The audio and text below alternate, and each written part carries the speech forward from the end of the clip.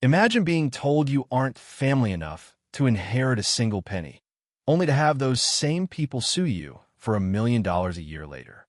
My name is Name, and I was the invisible child in a house full of favorites.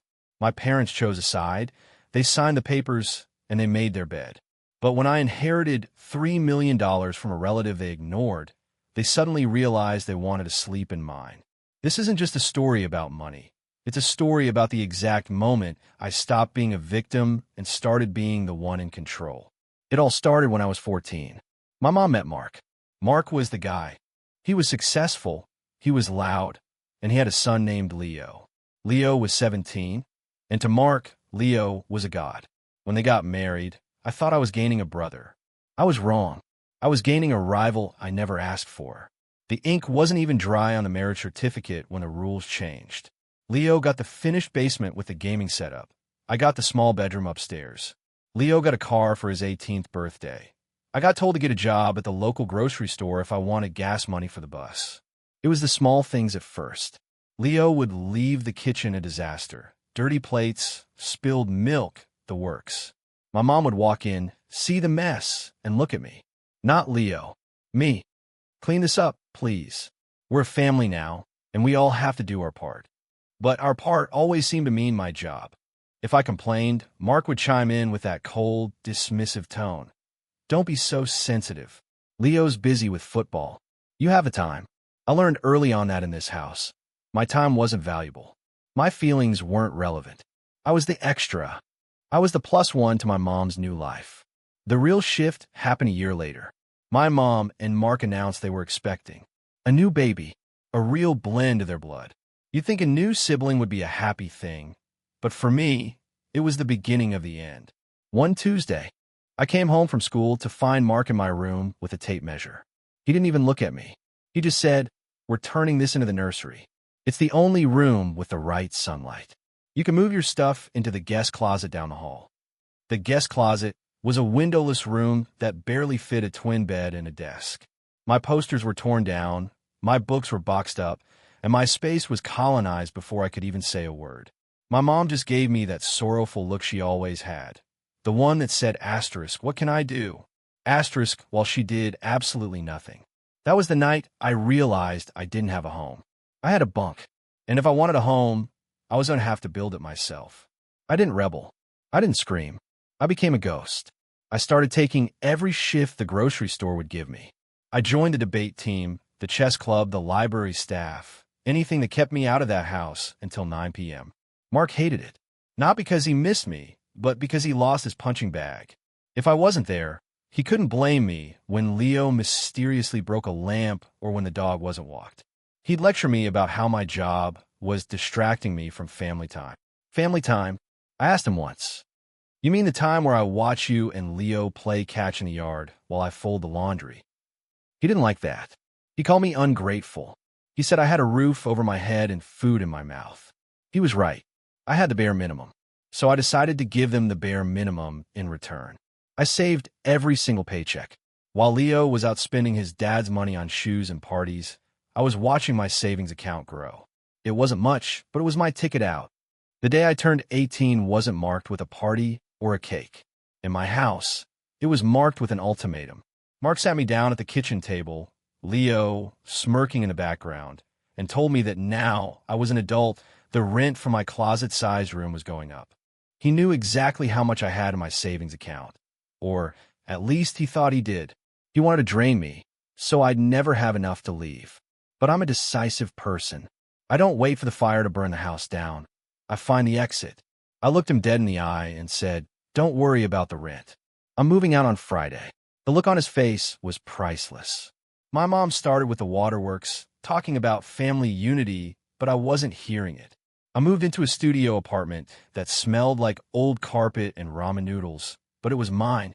I worked 2 jobs, finished my degree, and for 3 years, I only saw them on holidays. I was the forgotten child, and honestly, I loved it. I was building a life they couldn't touch. Then came a phone call that changed the vibe from distant to hostile. Mark had a heart attack. He survived, but it was a wake-up call for him. He decided to finalize his estate. My mom called me, sounding like she was reading from a script. Your stepdad wants to be transparent, she said. He's leaving the house and his savings to Leo and a trust fund for your younger brother. He isn't including you. He says that since you've been so independent, you clearly don't need the help. And legally, he wants to keep it in his biological line. It was a gut punch, not because I wanted his money. I didn't, but because of the cold, calculated way they justified it. I was family when there was laundry to be folded, but I was an outsider when it came to the legacy. I told her, message received. Tell Mark I hope he has a long life to enjoy his money, because he won't be seeing me again. I blocked Mark. I limited my mom to one-word texts. I leaned into my work. I was alone, but I was free, or so I thought.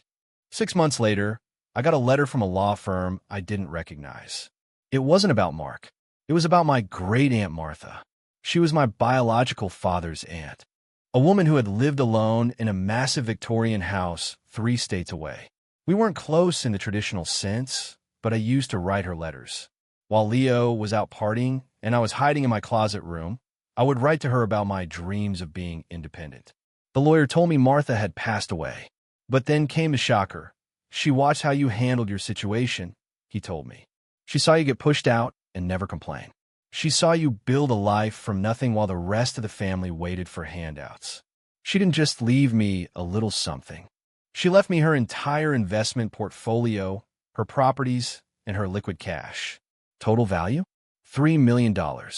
I sat in my $900 a month studio apartment and laughed until I cried. The outsider was now the wealthiest person in the family tree. And the best part? Mark and Leo had no idea. I planned to keep it that way. For 3 months, I lived a double life. I kept my job, kept my small apartment, but behind the scenes, I was meeting with financial advisors and real estate agents. I bought a home, a beautiful place with a gate and a view, but I didn't post a single photo. I knew that the moment my family smelled money, the peace I had worked so hard for would vanish. But secrets in a small town have a shelf life. My cousin, a guy who works in a local bank office, saw my name on high balance transfer. Within 48 hours, the vultures were circling. It started with a text from my mom. No, hello. No, how are you? Just, is it true? Did Martha really leave you everything? I didn't answer. Then came the calls. Mark, the man who hadn't spoken to me in a year, left a voicemail that made my skin crawl. He sounded like a different person, warm, paternal, almost sweet. Hey son, heard some great news. We should really get the family together for a big dinner. We've missed you. I deleted the message. I knew exactly what missed you meant. It meant they missed the $1 million they thought belonged to them. Against my better judgment, I agreed to meet my mom for coffee. I wanted to see if there was any shred of a parent left in her, or if she had been completely absorbed by Mark's greed. She didn't even wait for the coffee to arrive. She leaned in, her eyes wide, and said, You have to understand, Mark's medical bills are piling up. And Leo lost his job again. He's in a bad way. Martha was family to all of us. It's only fair that the money is shared. I looked at her, and for the first time, I didn't feel sad. I felt nothing. Martha wasn't family to you, I said. You didn't visit her. You didn't write to her. You didn't even go to her funeral. And Mark?